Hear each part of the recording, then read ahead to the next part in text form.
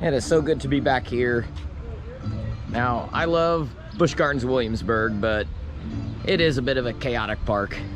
It is so busy, and this just feels so much more relaxed. And also, I forgot something in my car, but my car was just like right there. That's not the case with Busch Gardens. You're walking 12 miles to get back to your car. Now, if you've been to Kings Dominion in previous years, you may have remembered like parking opening early, the park getting in at 10:30 and Dominator being open. Not this time. The parking gates opened at 10:30 and security didn't open until right at 11. I hope Toonbeely is open. They redid this whole area since the last time I was here. Well, Toonbeely's closed. Intimidator 305 has some signs of life, at least, that it might open soon. 3 amazing rides on Intimidator 305. Now time to get Toonbeely.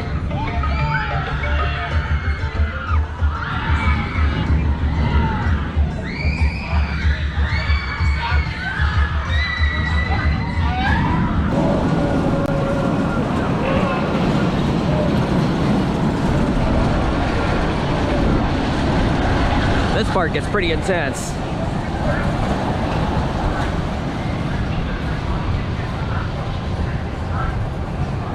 It's my first time on Avalanche in 5 years. When I was here 3 years ago, they were busy retheming it, repainting it, of course. So it is now Reptilian, no longer Avalanche, but it's the same ride, same trains. So it's not a new credit, but it is still nice to get back on it. And this tunnel, it's all that's left, unfortunately. And if you look off to the side on Reptilian, you can see the rubble still out there. And on Toonbeely too, you can see the rubble off that direction. Yes, I did get the Toonbeely credit. I rode on the far side first, and then I rode on the side that's closest to us. The far side was much wilder. I got 3 flips. Now, when I do these at Six Flags, which are the bigger version, I almost never get 3 flips. I think one time I've gotten 3 flips. Usually I get 1 or 2. Sometimes I get 0. In fact, quite often I get 0. But 3 flips, I think I've done that once, and that was at Fiesta, Texas. And on the far side, I got 3 flips on this. So I don't know what they're doing, but man, they got that side running great. The near side, however, just a bunch of rocking back and forth, no flips. And compared to the other bobsleds, this is easily my favorite. It's way better than La Vibora. La Vibora has those brutal transitions into the mid-courses. This has smooth transitions into the mid-courses, or into the one mid-course and into the final brake run. The transitions are smoother, it seems to ride smoother, and on La Vibora, you get thrown around all over the place, especially on those transitions. With this one, you do not get thrown around at all because of the way the seats and the restraints are. La Vibora, you are sitting so loose in the car that you just get thrown side to side, and if you're not careful, that can hurt. But with this one, you don't have to worry about that at all. And this seems more intense too. I don't remember much about the one at Great Escape.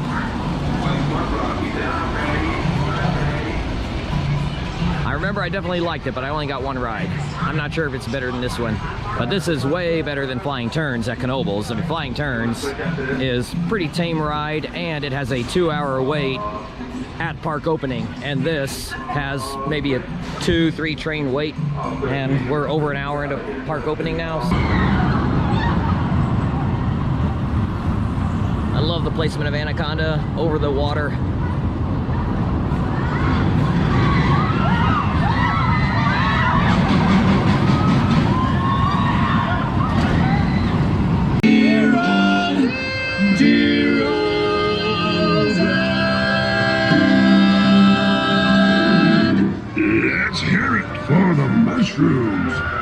We've been having drizzly rain all day, and once that rain stopped, all the rides had to shut down. for Lightning Nearby. But the rides are opening back up now. 3:45, lost about an hour or so. But that's okay, because lines have been short. The school groups are probably going to be having to leave pretty soon. And I'm really looking forward to getting back on this. It's been 2 years, too long. So the first train out after the Lightning Nearby delay.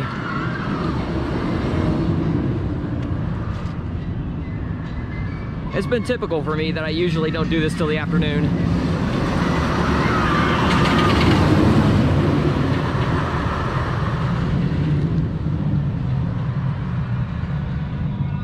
It's always worked out well for me that way. I've always gotten plenty of rides on it.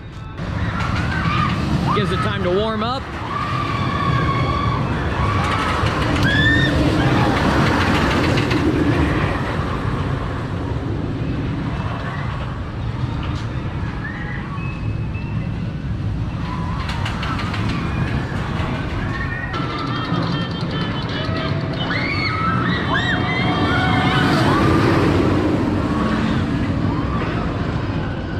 I love this ride so much. This is a masterpiece by RMC.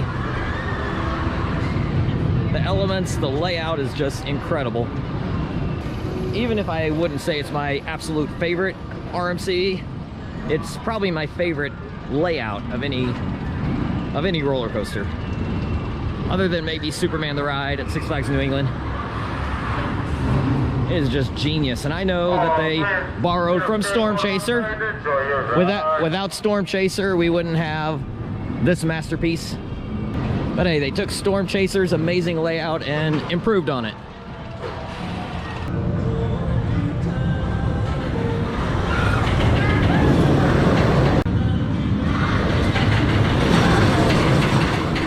And we are currently on our second Lightning Nearby delay. The rides ran in the rain, then the sun came out, and we had to go down for lightning. Then the rides went back up again when the rain started. It was raining while I was on Twisted Timbers. It was actually a pretty decent downpour. That was my 5th ride on it. During that in-between time, we were stuck out on the brake run in the rain, although we were already drenched, so it wasn't any big deal. Can't get any wetter once you're drenched. But that's when they had to shut everything down again. Everyone always talks about Busch Gardens Williamsburg for being so pretty, and rightfully so. But this park, I think, is just as pretty, just in a different way. As far as Twisted Timbers goes, I had a choice whether to get on the train or not. It started raining pretty good there before I got on, and I backed away at first, but then I ended up getting on. And because of that, I got soaked. But you know what? It's fine. It's just water. I'm alive. Some other people on the train were freaking out, but it's like, you know what? It's just water. You saw it was raining. Why'd you get on if you didn't want to get wet? They're testing.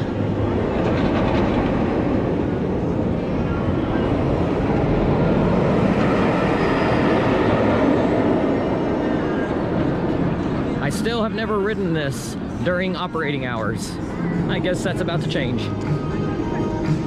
I've always ridden this during the 30 minutes before official opening, that they would have it open and allow people in. That is not being done this year. That's been canceled, I guess. Well, the rides came back online, so I did a couple more on Backlot Stunt Coaster, Reptilian, and Flight of Fear. Intimidator 305 did not open during that time, and now all the rides are down again.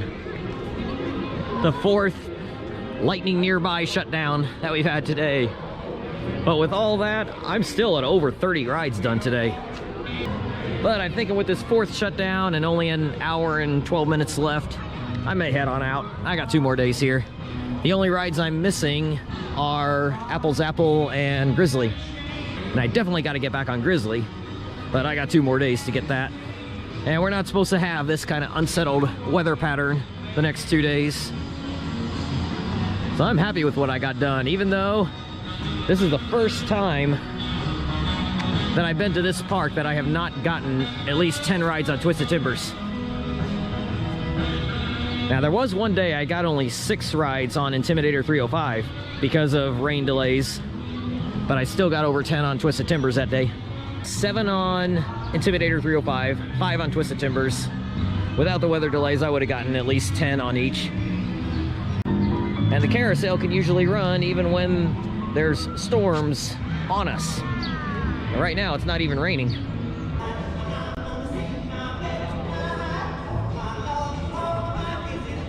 I decided to come over and check to see if Grizzly was running, and it was. I've already done it 4 times, and this is once again my 3rd favorite ride in the park. After my 2021 visit, I put it down near the bottom. It was too rough, but the track work that Gravity Group did on it, it is just excellent now. Now, where you switch back to the old track, that one little section there is still a bit rough. I wish they could. Well, I hope that they will get that part retracked maybe in the next off season. And I was thinking on that last ride with the sunset in the distance, I was thinking this is possibly a top 100 coaster. Maybe not quite, but it is my number 3 in the park for sure. Possibly number 5 in the state. I might put it ahead of Griffin. Not ahead of Apollo's Chariot though. But the track work they did on that really saved this ride. I am so happy with what they did with it. If you rode Grizzly in recent years and it was too brutal for you, I get it. Come back, give it another shot, especially if you ride on a non-wheel seat, which is all odd number rows. So Twisted Timbers was open, and I got 4 rides on it. I did 2, then had to walk around, got 2 more. That was really cool of King's Dominion to not give up on the coasters when they had the 4th rain delay or 4th lightning nearby delay at 7:45. I don't know if it's a half hour or so that they have to wait after a nearby lightning strike. They could have just said, oh, with only 30 to 45 minutes left in the park time, just don't even bother. And I wouldn't have blamed them really, but no, they got it up and running. That meant I was able to get some rides, and I'm glad I stuck it out. 4 on Grizzly, 4 on Twisted Timbers in that final stretch. And I was concerned at the start of the day because this entire plaza was full of students arriving on hundreds of buses. I thought it was going to be 3-hour lines on everything all day, but there weren't really much of any lines. Flight of Fear got maybe a 20 to 30 minute wait, but that's about it. Normally when you see that many students, you are in for it that day, but somehow that didn't happen here. So King's Dominion managed it really well.